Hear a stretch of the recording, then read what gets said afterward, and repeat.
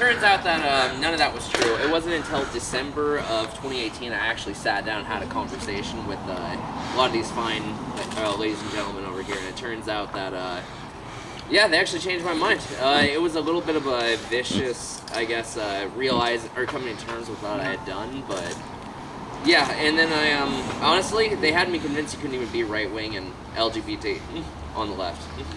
They made it seem like that it was, that the right would, I guess, execute you almost. It's insane.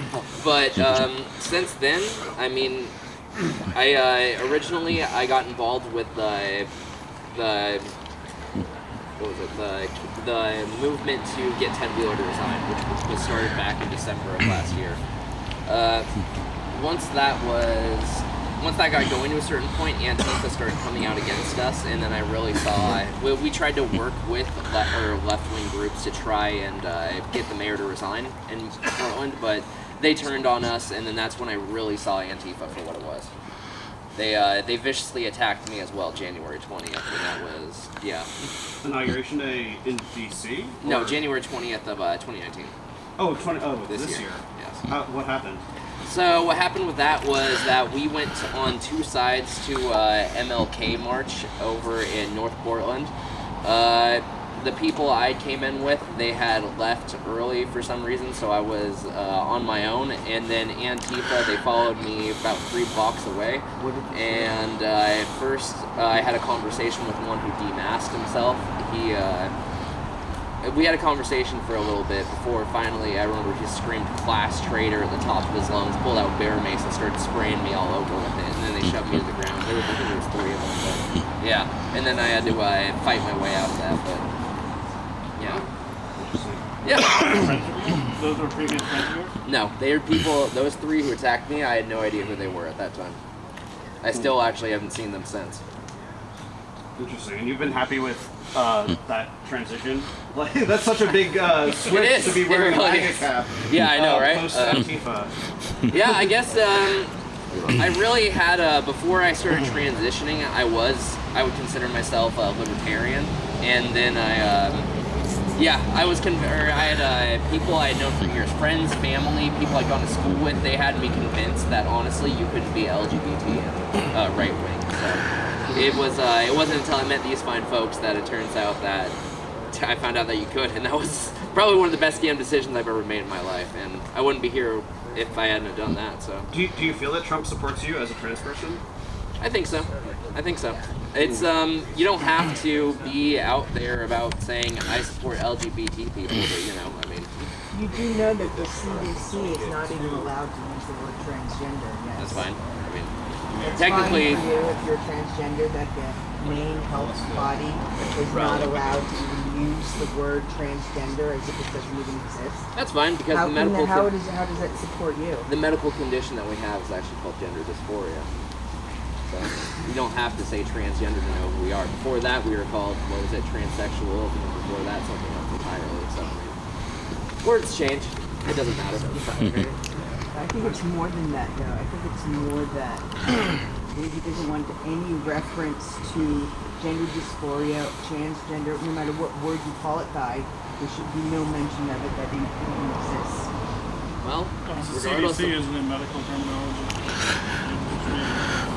We love our LGBTQ for Trump community. Yes. Yeah. Very much so. Absolutely. Yeah, I'm not doubting that at all, and I think that's great that you do. I'm just thinking it's unconstitutional, no? You stand for sex offenders for Trump. yeah. I like it. You stand for sex offenders for Trump? It doesn't have to appeal directly to me being trans to appeal to other things. Or somebody who might know a sex offender in your group. So I may as well ask, Likewise. what are you doing here, green guy? I was born and raised here in the city of Portland. Thanks, guys. How are you guys? Covering it. High Tower Productions. You will experience this in VR virtual reality. We're getting it started. Thanks, you guys, for watching so high. And VR to go brain dead. Yeah, this guy, Hey, guys, sticks and stones will break your bones, but words will never hurt you. Exactly. Especially professionals. Anyone else want to share on my life? Yeah, I'll speak. Got 300 people watching. And I guess we're just waiting for this thing to kick off. So what brought you here? I'm Louis Huey from Major League Liberty, podcast based out of Denver, Colorado. I'm also a Proud Boy.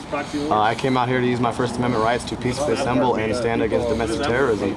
For too long, I've been doxxed. I actually got swatted by Colorado Antifa 3 weeks ago. They actually told the police department that I was the one that took down the American flag and put up the Mexican flag. I was actually hanging out with Trump Jr. at WCS at the time. They threatened to stab my son. They threatened to kill me. They tried to run me off the road. This has been an ongoing problem. My podcast was unpublished from Facebook yesterday simply for the fact that I was here using my First Amendment rights. I didn't come here to cause violence. I came here to stand with my friends all across this country like I like to do. And the thoughts and White Claw. Well, yeah. That's what we came to. That's what we came to for. The thoughts and the White Claw. No, but in all seriousness, Facebook deplatformed me. I am unpersoned now simply for the fact that I stand next to my brothers and sisters and my trans brothers and sisters. We're not hateful bigots. We're not white supremacists. We're not Nazis. We're just two Chicanos from Denver, Colorado that love America, and that's it. There's a hooroo, baby. You got swatted? Yeah. Did it actually succeed? It went into like They were getting the warrant to break into my door. Because they thought he was the one. Yeah. After he was covering the rally that was happening outside of the ICE facility, he was the one covering it, putting it on live stream, trying to help the police find the people the perpetrators. And Antifa are so scared of Louis right here that they called SWAT on him, saying this is a domestic terrorist when he was the one there as a journalist covering the entire thing. It's absolutely ridiculous. And then Colorado Antifa also put out on Twitter 2 days ago that I was traveling with TWP to throw Molotov cocktails at, I quote, queers. I'm standing here. I've been standing next to two of my trans friends this entire weekend. Have I thrown any Molotov cocktails, Alyssa? No, you didn't. No, I'm sorry. We have nothing but love, and the fact that Facebook deplatformed me and banned my personal account forever because this says that I support a hate group and a criminal organization is absolutely absurd. Us Proud Boys yesterday, we walked in the opposite direction. We prayed and we left. And Antifa stayed downtown burning their own city when none of us were even there. 13 or 14 of them were arrested. Not a single patriot was arrested. Not a single Proud Boy was arrested. None of us caused any violence. And I think Ted Wheeler needs to revamp his story and tell the truth. I'm guessing Ted Wheeler is not going to come out and talk to you guys, but if you actually had him sort of face to face like this, or if Ted Wheeler's sitting there watching this live stream right now, what do you guys kind of want to tell him? What do you tell the truth, man. Tell the people the truth. What you're doing is a great disservice. I mean, you spent $2 million. You shut down the entire city, and none of us supposed Nazis caused any violence or any damage. Tell the truth. Tell the truth. Why? Why are you doing what you're doing to your own community? Is he truly that he's just a useful puppet and he's really just a useful idiot, a blind cog in a fucking machine? Or is he really just a bad guy? So talking to someone like that face to face will kind of give you the opportunity to see if someone's really just a puppet or they're just a sour apple, you know? Just because we have a different opinion, just because someone has a different opinion, doesn't make you a racist. It's someone that could still be reached, possibly, or a white supremacist. You know? I mean, do we look like white supremacists? I'm sorry. Are we the white supremacists? You're terrible at it, guys. We're the worst white supremacists. Yeah. But it was just really sad yesterday to see Ted Wheeler fail to be a leader on every single level. On every and all level, he failed at being a leader. And the type of narrative and mental gymnastics he has to twist the narrative around onto patriots being bad and all of that. It's absolutely sickening, and without a doubt, I can't wait for Haley to become mayor and fix all the damn problems he's obviously neglected ever since his running platform in 2015. Nothing that he's done has ever fixed anything. And he must have the mental illnesses that all these other people on the streets that he's abandoned for all these mental gymnastics that he does. What should he have done differently? What he should have done differently? Spoken the goddamn truth. That's honestly it. Be transparent and say the truth. Instead of twist this white supremacist Nazi narrative. I went down there. I didn't see a single Nazi. Didn't find Belle Delphine's bathwater. All I saw were happy patriots and angry commies. And I got sprayed. I tried. So many people were angry. Our buses got destroyed, and they tried assaulting people. They burned our city to the ground, and they assaulted people blocks away from the park. Had nothing to do with our group. They're just working. I saw the video of the construction worker and how he was assaulted, and that was BS. There should have been officers there, and then they pulled out to let them run rampant. That's BS. Oh, you know what else? That one girl yesterday from Antifa, she was taunting police with a metal bat. And one of our friends, Reggie here, they took his flagpole, a 1-inch thick wooden flagpole, because they thought it could be used as a weapon. Yet Antifa's allowed to run around with aluminum bats and hammers.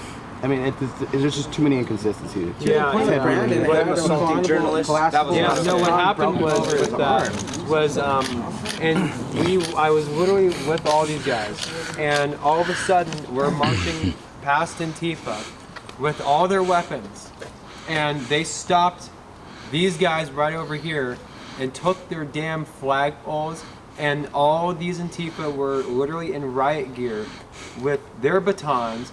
Some of them were even open carrying, and yet here we are being disarmed, and then later that day, those same patriots were also attacked.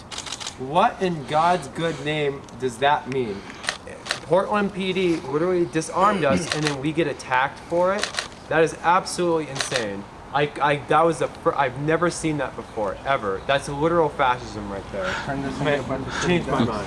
Do you think it's because you guys actually complied? Like the cops say, give me your poll, and you're We like, have to. okay, here's my poll. And Antifa wouldn't do that, right? what's- Is that maybe yeah. What's the why point that of not listening to law enforcement? Well, they get away with it because they have a mob mentality. So you go after one, they come at you full force. We came down here to exercise our rights, not to break the law. Yeah. Right. Yeah, and we're not trying to bring harm to anyone. We want to just use our First Amendment right, our God-given rights. But this is what freedom of speech is today. You get ran. They try to run you out with a group of mob. You guys saw yesterday that Antifa, Rose City Antifa, and Black Bloc and riot gear were crossing the bridge when we left already to look for us, to run us out.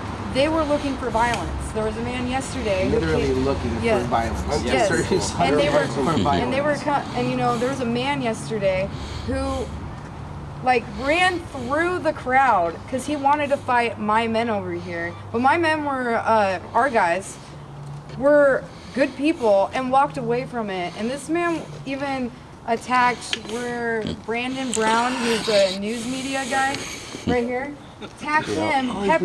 Didn't they? Yeah. Oh, you were the Speak. first You one need to to get speak maced. about Yeah, that. they maced you They're coming yesterday. after our media and our journalists right now. While we're having a prayer. Yes, They come while after we're us, having a guys, yeah. prayer. Can you speak on that? Sure. You go. Oh, okay. Yeah. Here, you want to hold that? So yeah, I went out there yesterday, and I was there fairly early, walking around before these guys crossed the bridge, and I just wanted to check out the Antifa side. Generally, when I go out to one of these, I'll walk around on one side, I'll walk around on the other side. I didn't walk around too much on your side yesterday, but anyway, I just want the video to basically speak for itself. I ran into a lot of great people over there on the Antifa side. Just to be honest, they're not all bad people. But anyway, so I walk close to the Black Bloc. I'm filming this gentleman with a handlebar mustache get handed a bag of feces, which he opens up. The guy on the bike with the man. You're talking about the guy with the Pepe the Frog and I didn't notice this bit, but anyway, I filmed that, and then I got a couple of people behind me in the Black Bloc. They're like Brandon Brown. I'm like, yeah, it's me. And I guess it's probably a couple of their propagandists or whatever that followed me on social media, and basically they just activated their social immune system and they got around me.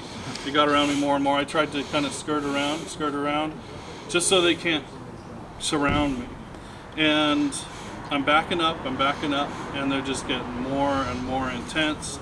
They're coming up with these panels trying to obscure me so that people can do violence to me without the cameras seeing it. But I keep pushing through that. And I've got reporters behind me, like you gentlemen and ladies.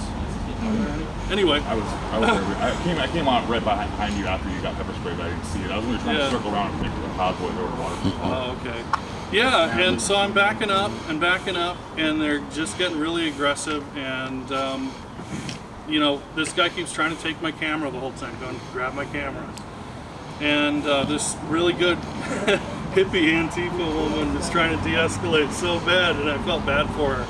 But anyway, the guy that keeps grabbing my camera, he pepper sprays me, and I just turned around and kept walking away. I was like, I understand that. Weird situation, but it's not the first time I've gotten assaulted, and it probably won't be the last. I don't get assaulted with following these guys. I get assaulted when I go to the other side. Well, that's the thing is we didn't come here for blood. We didn't come here for violence. And that's why we changed our route. We went the opposite way. We crossed the bridge and we were having a party. We were celebrating our love for America and we were using our First Amendment rights. We didn't start any violence and we didn't have to finish any. We left. We said what we come here to do, and we did it, and we left. And we Ted left Wheeler Antifa knows in the that. city. Ted Wheeler knows He that. does know that, and then he spins it on his press we're not here conference. for violence. He And Joe knows that. and Joe Biggs was smart. Oh yeah, He called was it. really smart. Him Yes. and Enrique, they're the organizers Very of this well event. coordinated. They were the two organizers of this event. They were how they planned out this whole event was very smart by getting everyone away from the drama, the distraction. Keeping it moving. Yep. Iron tight. And then it gets turned back onto They white somehow, supremacy. yeah. And we left and they tried to Unbelievable. find us. Yeah. Ted Wheeler